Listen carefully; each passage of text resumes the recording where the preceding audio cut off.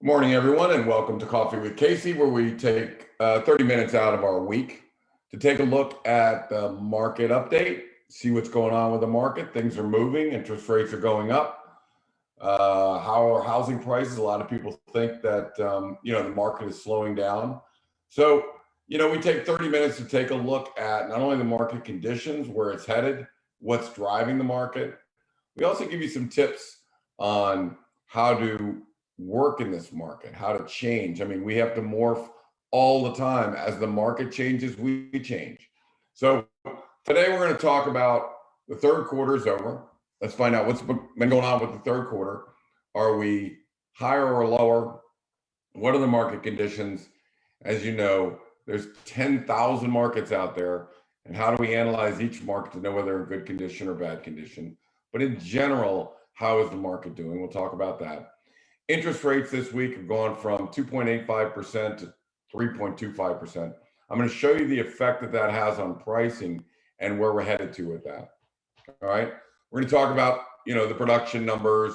I may even touch on the different way we present pricing today. So it's all about the pricing. Every time it's all about the pricing. And a lot of people are mispricing their houses. They're sitting on the market. They're not selling. So we want to talk about that today and how we've changed the way we look at pricing during this time period. So I don't want to get too much into stats and statistics and all of that stuff, but they are important for us to at least get a grasp on where we are in the market today and how that's going to affect us. So let's go ahead and let's go to the videotape. Let's go to some charts for this week, and let's take a look at the market conditions. All right. So let's first start with interest rates. So interest rates have gone up, and they've gone up, from 2.85 to 3%, 3.25%. So how does interest rates rising affect the price? So let's say you make $250,000 a year. That's $20,000 a month approximately, okay? And with that, your mortgage payment is somewhere at about 25% of what you make every month. So let's say that I make $20,000 a month, $5,000 should be dedicated to whatever my mortgage payment is. So just take your salary, divided by 12, and come up with 25% of that number. And that's about what you can pay. So let's assume that our buyer is making a combined family income, household income of $250,000. They can afford about $5,000 a month. That includes principal, interest, taxes, and insurance. So if you go to Mike Filan, our lender, and you say, Mike, I make $250,000 a year. Mike's going to say you can afford $5,000 a month with a 20% down payment at 2.5%. You're basically looking at a $1.1 million home.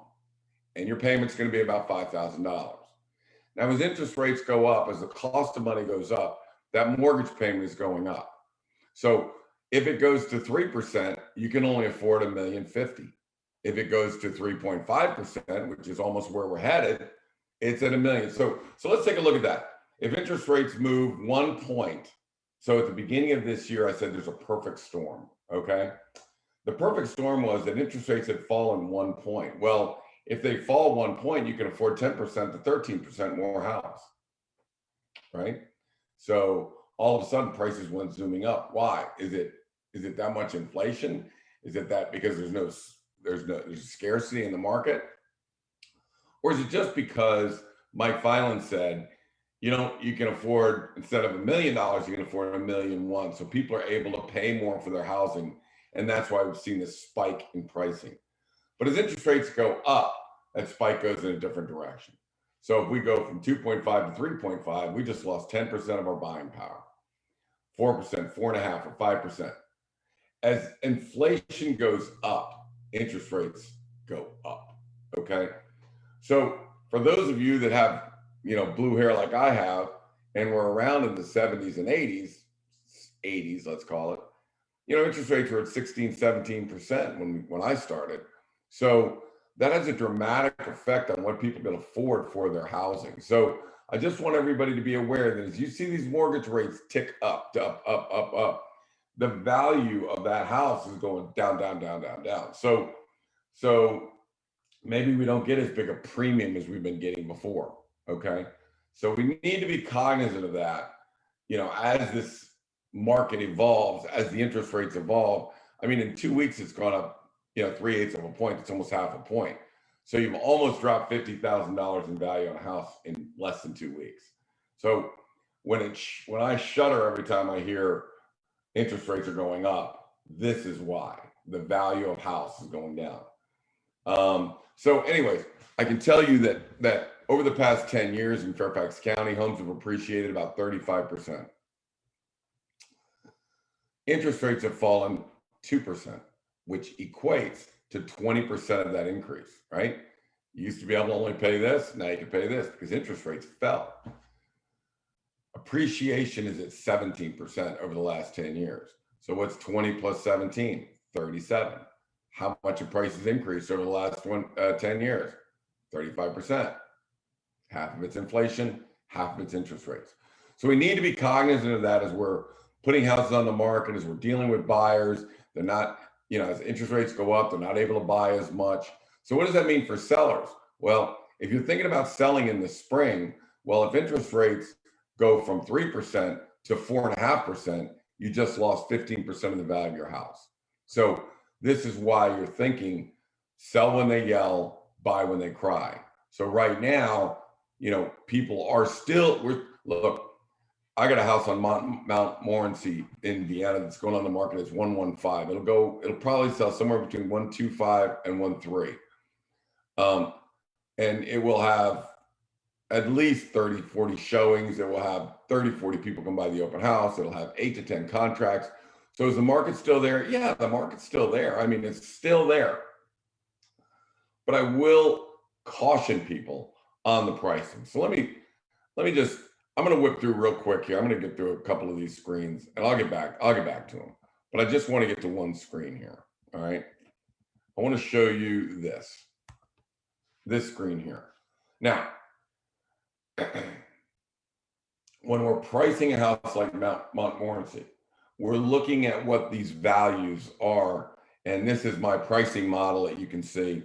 So I price a house versus houses within a 1 mile radius against a similar house of age and size, then similar houses in that price range, and then their neighborhood, right? And I come up with a customary number like you'll see right here. These are customary numbers for the house. This is what they sold for. But what you have to be cognizant of, and what I'm cognizant of, is, well, what do they list it for? Because if I list a house at 115, I'm going to get 125, right? But if I listed that house at 125, I'm not getting that number. I'm just not going to get it. The buyer pool is a lot smaller. People a little more skeptical. They're picking it apart. There's no fight. There's no bidding. There's no, there's no, I got to get this house. The buyer pool that walks in is smaller. So when I list a house and I'm talking to a seller, I'm focusing on this number, right? Because that's the number we need to list at, because that's the number where the buyer pool was. So in this case, it would be 115, not 1164, because buyers search under $50,000 increments, right? Give me everything under 11, under 115, under 12, right? So we have to stay inside those increments. So some realtor will walk in and go, I think we ought to go off at 125. The problem is if you go off at 125, your buyer pool shrank to a quarter of the size. People are more skeptical at that level that they might not want to put in a contract right away, because why? They don't want to pay 135 for that. They think the bidding is going to happen, so they'll wait. And what happens when they wait? House sits, house gets stale. Now maybe only one contract is there, and before you know it, they're getting home inspections, appraisals, they're talking you down on the price, they have all the control. So we don't want to do that. You don't want to go off at 125, you want to go off at 115, get a much bigger buyer pool, drive it up, right? We want to drive that up. So what happens when you do that? So this is the volume, and one of the markets that we're in is obviously Vienna. A lot of you know that I do a lot in Vienna, but we've done $100 million this year. 50 million is in Vienna and 50 is somewhere else. Burke, Herndon, Reston, all over the place. We're in Northern Virginia Realtor. But look at the difference in the volume using some of the strategies that we talk about. So the next closest realtor to us in Vienna is at about 12 million, and then 10 and 11 and so on and so forth. So, the strategy of listed at the right price, have it bid up works. Now, and again, I don't want to turn Dr. Phil on you here. I don't want to go, I hate watching Dr. Phil. All he does is sell his stuff and his wife's products and all that crap. The guy drives me crazy. So I don't want to be that way. But I just want you to know that what we talk about here is how do we do 52 million when everybody else is doing 12 million? What's the strategy? What's the pricing strategy? What's the commission structure? How do I price it? How do I market it? How do I look at the market conditions? Everything that we do is kind of wrapped around and discussed here on Coffee with Casey. So it's not rocket science what we do, but and again, I just want to go, and again, not a Dr. Phil moment, but if our houses sell at 107% of list or let's go different, 126 of assessment, and the market goes 119 of assessment, what does that tell you? That we have a 7% premium on what our houses are getting over their assessment, 7%. Well, that's about 4 points the volume that we've done this year. That means we've made sellers $4.5 million this year in that 6% on $1 million. 6% of $1 million is, what is that? $6 million, right? 6% of 100 million. So yeah, I mean, $4, $5, $6 million sellers have benefited from what we're talking about here on a Thursday morning. Okay. So anyways, the Dr. Phil show is over. Let's get back to the market conditions. Let me bump up here. Let's see where the market is. By the way, that Richie Boyd, last week, I think we did one of the Richie Boys. Look up that podcast. That was a really good one. So again, we're going to analyze markets. Remember, there's 10,000 markets in Northern Virginia, right? Every market is 1 square mile. So you got 1,317 square miles in Northern Virginia. So you can't go out more than one mile. When you go out a mile, then you got about 6 or 8 price ranges. So now that gives us well over 10,000 markets to analyze, right? So let's analyze this market. Let's look at the current market. So we've got Arlington, Falls Church, Vienna, McLean, Herndon, Ashburn, Haymarket, and Percival, just to name a few. And the yellow stats are how many homes are under contract, what percentage of homes are under contract in these markets. The gold is under 1 million. The green is over 1 million. And once I get out to Ashburn, Haymarket, and Percival, we drop that number to above or below $700,000. So let's take a look at this. So in Arlington, under $1 million, 62% of the homes are sitting unsold on the market. That's incredible, right? So under $1 million in Arlington, why is that? People are fleeing the Arlington condo market. It's a very soft market. So if I'm selling a condo in Arlington, I'm being extremely cautious about where I price this thing. So you can see Falls Church, similar numbers.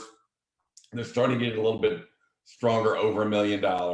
Now, you can look at each market that corresponds with yours, right? In McLean, I'll draw you to that market. So under $1 million in McLean, 69% of the homes are sitting on the market unsold. Now, in that market, you would say, oh my gosh, this market's awful. Really? Look at the rest of Northern Virginia. Is it the rest of the market, or is it the way they price things in McLean? Is it the pricing and marketing strategy of the McLean realtors that are causing this?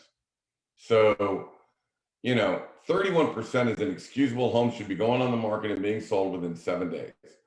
That's our average. That's what should happen. Even homes over $1 million. In a market like this, there's still 59% of the homes have not sold, and only 41% are under contract. So 41% are under contract and 59% are not under contract. And that's telling me that that's almost a buyer's market, right? So if we look at what's a seller's market and what's a buyer's market, A seller's market is anything over 50%.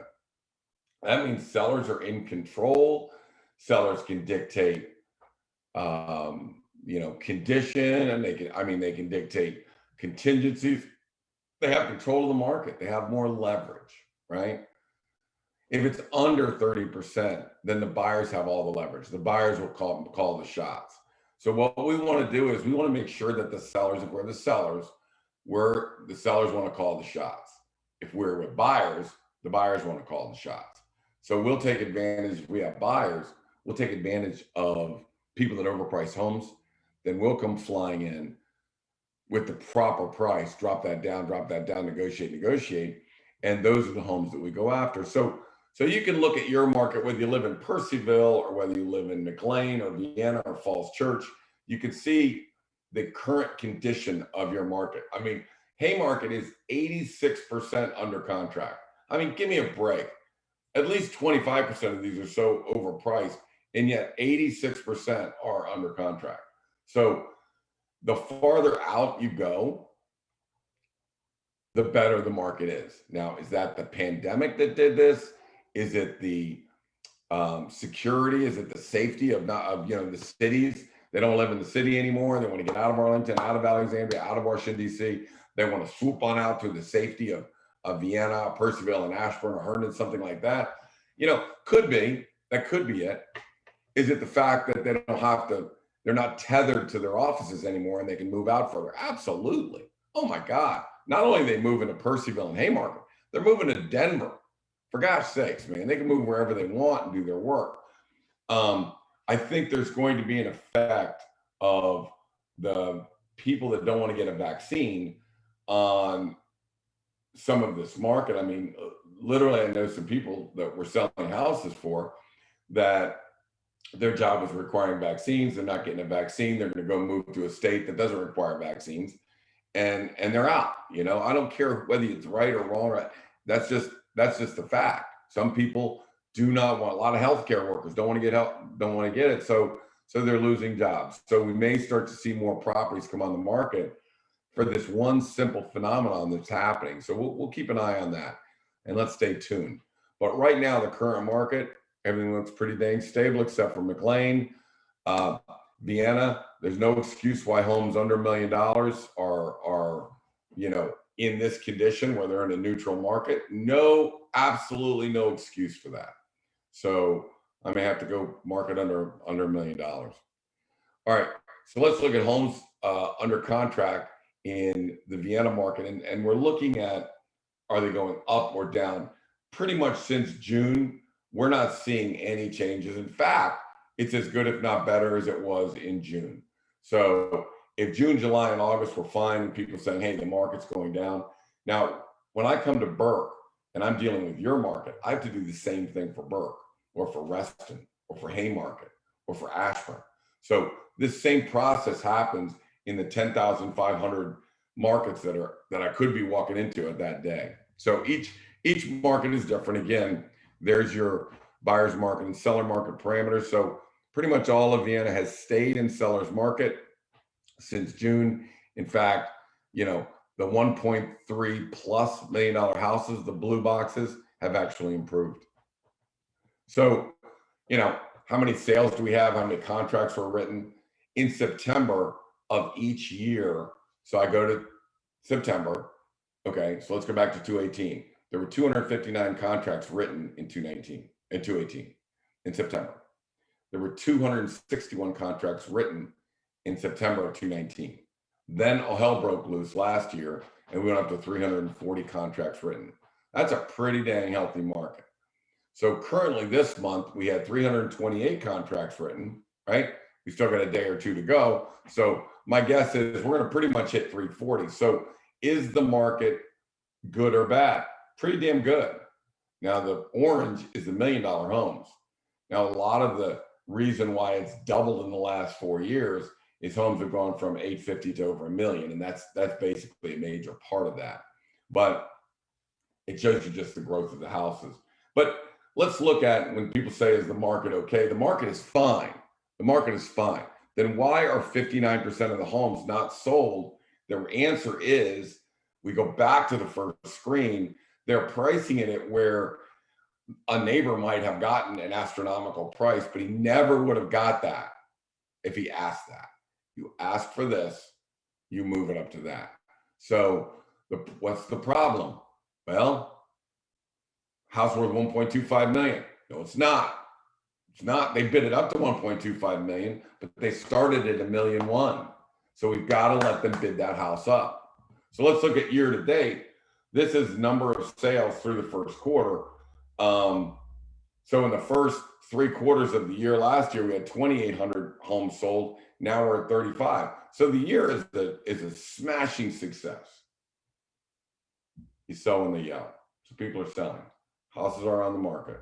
They are on the market. I don't want to hear about no inventory because there's plenty of inventory out there. You just have to find the ones that have overpriced or taken their home off the market because they failed to sell it and go after that market. Here's a more surprising number. Last year at this time, it was $2.2 billion of property sold. Now it's $2.97 billion sold. So now you're looking at a 35% increase in the volume, in the dollar amount that's gone up. Pretty dramatic number. So, I would look at how is the market? The market is fine. Has the market changed? Yes, the market has changed. You have to, let me get this out of here so I can see you guys.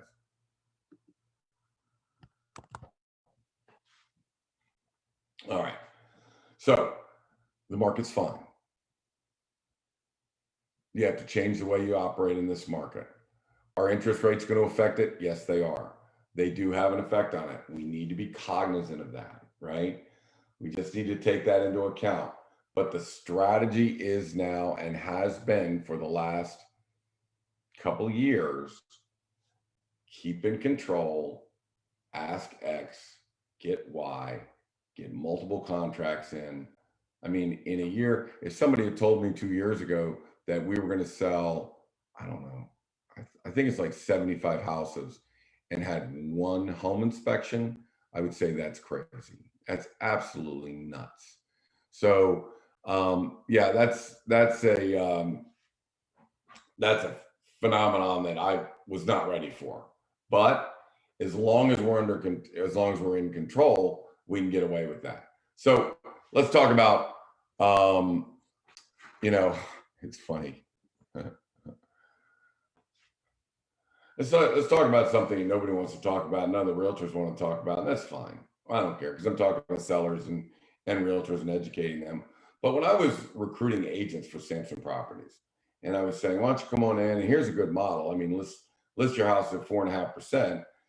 You control the transaction. You control, buyers will come to you. The sellers are going to buy new houses. 4.5% is a fair number to a person, right? They would come from, and I don't want to mention any other real estate companies' names, but they come in and go, yeah, but I have to do twice the work for half the commission.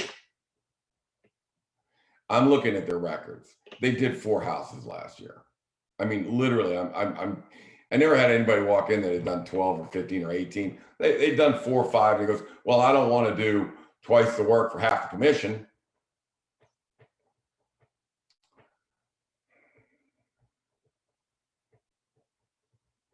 Really good realtors are out there doing 4.5%. And if you're going to compete, if you're married to a realtor, that's fine. Stay with that realtor. You feel comfortable with them. Everything works well. They're friends. And that's fine. But when you're competing for a realtor, when you're calling a realtor in to compete for your business, the number is 4.5% to 5%. And that's all you have to pay. And that is because homes don't have home inspections. Homes don't have appraisals. Homes sell within 7 days. Homes have 6 or 8 contracts coming in on them. The efficiency of social media allows us to reach 15,000, 20,000 people and get that house out. The coming soon period is extremely valuable in that it tells us, are you going to have a contract or not? When we launch this thing on Thursday, how many contracts do I have coming in? I can look at the sellers and go, hey, you got about 6 to 8 contracts coming in. We should end up somewhere around 1.25 million. And it happens over and over and over and over and over and over and over again. And the only time it doesn't happen is when the seller goes, no, I don't think we're going to do that. I think we're going to list it up here. And every time they fall flat on their face, and it angers me. So, not angers me, but it's just the wrong way to do it. If we know the right way, if $100 million worth of business has done it before you, just stay with the protocol. Don't change anything. So anyways, when you eliminate the home inspection, when you eliminate the appraisal contingencies, when you eliminate long-term marketing, in other words, it's not going to be on the market for 30 days. It's only going to be on the market for 7 days. All you got to do is just get through the contracts and talk them up and bid them up. That's the easy part. That's very easy because you were in control. So why would you pay more than 4.5% if you're going to do it? And again, I don't want to hear any of this crap from anybody about, hey, I got to work twice as hard. The reason why people have to charge 5.5%, 6% is A, they lose the majority of their listing presentations. So they got to do it a lot. And they don't get as many listings. So they really got to make a lot of money on the listings they do get. I don't think that's an advantage to the seller. So just my opinion, and agents can do whatever they want. But if you can do $120 million, $125 million, there's plenty of money there. 30% of our house or 20% of our house at least we'll sell ourselves, and our sellers go and buy something else. So anyways, if you're a seller out there, you don't need it. If you're a realtor, you got to look in the mirror and say, how much business am I doing to say, well, I don't want to work twice as hard for, half the commission. I just think that's a fallacy. I mean, 2 points to sell a $1.2 million house is $24,000 bucks. What do you need? Right? So anyways, that's my opinion. I'm sure some realtors are going, oh, I can't believe you said that. Well, it is what it is, man. It is what it is. So I think that about concludes another Coffee with Casey. Hopefully you guys are up to speed on the interest rates, the market, the strategies that work out there, the strategies that do not work out there. Know your market that you're in. If you're thinking about selling sometime in the spring, you need to think about selling right now before interest rates go up a full 1.5. When they said inflation was at 8%, I almost had a heart attack. Scared the living hell out of me. So you might want to think about getting your house on the market sooner rather than later. I know it may not meet your timing, but it's going to meet the timing of the market, because then people will start throwing their houses on the market. Then we have an excess inventory. Now we got higher interest rates and excess inventory, and we got a problem. And we're going to have a problem. So let's get the houses on the market while interest rates are still low and the market is out there, and most markets are in sellers markets. My name is Casey Samson. I run the Casey Samson Team in Vienna, Virginia, but we work all of Northern Virginia. 50% is in Vienna, Oakton, and 50% is all over Northern Virginia. Strategies work no matter where we go. You can reach me at casey@caseysamson.com or 703-508-2535. I hated to throw all that Dr. Phil, pat yourself on the back, but, I'm trying to emphasize to sellers that have to make a decision that there are certain protocols that work and there's certain proof that protocols work. So I feel that if you go with pay too much in commissions or go with a realtor that has the bad strategy and you fail, I kind of look it upon ourselves as we just didn't do our job to educate you well enough. So hopefully if you're listening to these broadcasts, that helps you. We're not right all the time, but most of the time it works just fine. All right. My name is Casey Samson, Casey@CaseySamson.com. You can go to CaseySamson.com, look at Julie's blog. It's awesome. She has all of this on here. We have podcasts. I think they call it a pod of Coffee with Casey. I don't even know how to find a podcast, but I guess we are a podcast. So you can get all the back stuff that we've done. And I want to thank everybody for spending a half hour of your week with us. Hopefully you got something out of it. Bye now.